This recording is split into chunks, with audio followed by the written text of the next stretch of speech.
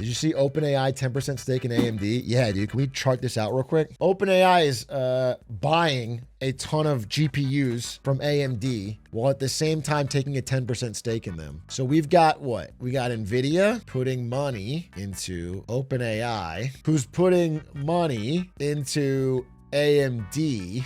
NVIDIA at the same time is putting money into Intel. So now the three so-called competitors in the chip making business in America are all incestuously connected by financial relationships. It's so deeply incestuous. All of these companies are, all three of them actually are TSMC for Foundry. OpenAI again is like the money they're giving to get the stake in AMD is like they're promising to buy data center capacity. So AMD has to build out data centers, hundreds of billions for money that OpenAI doesn't really have yet. Hey, I thought about making this a separate clip, but I think I'll just add it here to this one because it's so relevant. The scale of this is what's kind of crazy. This AMD deal is individually interesting, and I'll talk about it more in a second. If we zoom out a bit, OpenAI's deals, computing deals that it's now promised money for, tops $1 trillion in money that they have promised to NVIDIA and Oracle and CoreWeave and now AMD. They go to everybody in Silicon Valley who can give them compute, data centers, GPUs, and they're promising them money and saying, build us out more data centers. But it's money they don't have. Look, nowhere near the capital required to fund these plans. OpenAI is in no position to make any of these commitments. They're going to lose $10 billion this year, but they're promising $1 trillion in money they don't have. Part of Silicon Valley's fake it till you make it ethos is to get people to have skin in the game. And basically what I was saying with that incestuous web earlier is that OpenAI has basically gone to everybody and made them reliant on OpenAI surviving to pay the bills to keep their stock up based on promises that OpenAI has made publicly. And I'll get back to, let's get specific here. Let me go back to how weird this AMD deal is, okay? By the way, this AMD deal, Lisa Su, CEO of AMD, described it as pretty innovative. I wouldn't say it came lightly. The unique warrant structure to the deal. Again, we talked about this in a previous video. Sam Altman has really gone all in on not engineering, but financial engineering. And this is a very innovative bit of financial engineering. OpenAI wants AMD to make, let's say, this is an estimate number, right? Roughly $70 billion worth of compute for them. AMD's like, all right, give us money. OpenAI goes, we don't have the money. So let's figure something out.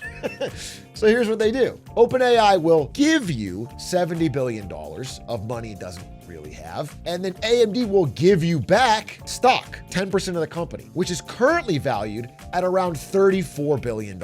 However, because this has an announcement associated with it, holy shit, OpenAI and AMD are partnering and they're going to build $70 billion worth of compute, announcement, that it caused AMD's stock to spike. So if AMD's stock continues to rise, this $34 billion could easily become around $70 billion, which means if OpenAI sells that stock, they essentially got the GPUs and stuff for free. They get $70 billion worth of stock to buy $70 billion worth of goods. No real money is changing hands. OpenAI isn't actually spending anything, but they're getting the real compute. How are they doing this? It's all from the outside investors. They're basically making a big leveraged bet that news announcements around AI will cause stock prices to rise. That is what is going on here. I think I distilled this in a previous video, but this one is the most concrete, direct example. Like OpenAI is only able to have this money if this stock goes up in value. And the only reason that happens is because they know the announcement will do that. I don't want to harp on it too much, but this is like the gist of what they're doing with CoreWeave and with Oracle and with NVIDIA in roundabout ways. It all feels tenuous. But Jeff Bezos has a different thought. Let's talk about it. So Jeff Bezos says we are in a bubble, but it's a good bubble. The second thing that happens when people get very excited, as they are today about artificial intelligence, for example, is every experiment gets funded. The good ideas and the bad ideas. And investors have a hard time in the middle of this excitement distinguishing between the good ideas and the bad ideas. But it doesn't mean that anything that's happening isn't real. AI is real, and it is going to change every industry. In fact, it's a very unusual technology in that regard. There are so many startup companies that are kind of AI companies of various kinds. And that's normal for this phase. But that is not the biggest impact that AI is going to have. The biggest impact that AI is going to have is it is going to affect every company in the world. It is going to make their quality go up and their productivity go up. But the great thing about industrial bubbles, this is a kind of industrial bubble, as opposed to financial bubbles, and I'll tell you what I mean by that. If you go back, like the 90s had a biotech bubble, and there were a bunch of pharma startup companies that were designing drugs and using new techniques, and the world got very excited. The investment world got very excited. As a group, they all lost money, but we did get a couple of life-saving drugs. A bubble like a banking bubble, the crisis in the banking system, that's just bad. That's like 2008. And so those bubbles society wants to avoid. The ones that are industrial are not nearly as bad. They could even be good, because when the dust settles and you see who are the winners, society benefits from those inventions. Okay, so this is the key part, is he's making the argument that this could be a good bubble, an industrial bubble, because all of the money being thrown around is helping AI speed up and get built and getting the ground layer created. And once the valuations deflate, we'll have made some progress. This could very well all be true. I think Jeff Bezos is a smart guy. I have criticisms of making employees pee in bottles, but I don't think he's stupid. The problem is there's so much going on in that when the dust settles. He says it in one line, and maybe for a billionaire, that is one line. But when the dust settles, is, the entire stock market of America is propped up on this AI spend. The 401ks and retirements of like every median American is propped up on this. When the dust settles is them losing all of their collective wealth. If that valuations were to normalize, would be such a disaster, not only to the stock market and the retirements, but there's so many, our economy right now is propped up by the top end of that K. People that are spending, basically 10% of Americans, 20% of Americans are well over half of all of the spending. If the rich people in America, or the well-off people in America, stop traveling and spending, there's nothing left. The economy is falling apart. And so they are only spending because of the wealth effect of their stocks. They feel wealthy because their stocks are up and their housing is up. When those crash, they stop spending. So he's just talking about it like it's nothing. Well, whatever. At the end of the day, we'll have a bunch of GPUs.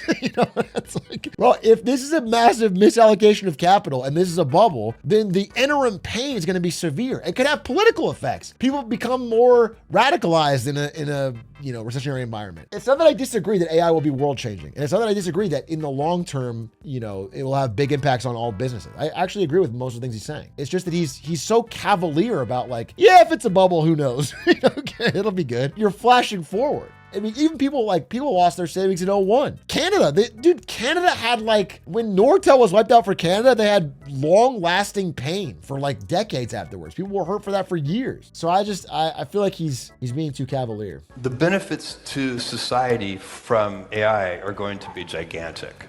And if we go back 25 years ago, when the internet was in that bubblish moment, no one would have predicted a lot of the industrial benefits of that industrial bubble. And the fiber, huge investments that were put in infrastructure. It's a perfect example that all of that fiber optic cable that got laid, and by the way, the companies who laid all that cable went out of business. Yeah, okay.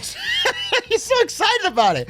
He's so gleeful. It's just so funny because yes, this happened, but in the moment, it was so painful. It was so deeply, people lost their saving. It was a big, it's crazy. He's just and a lot of these companies, what he's implying there is that some of these companies that are building, the web we just pointed out, the GPU web could go out of business, or the OpenAI layer, whatever, they could go out of business. And that would be such a shock to the market. I want to do a quick follow-up on Sora real quick. It's not big enough to be a clip, so I don't want to say it forever. Saw a couple more Sora videos. Some of them did make me laugh. I'll just be dead honest. Here's the thing. Every Sora video I've seen is off platform. So it's just ripped off and put on TikTok or Instagram or Twitter. So they're making no money on it. So this is already failing. But then Sam Altman came out and said, uh-oh.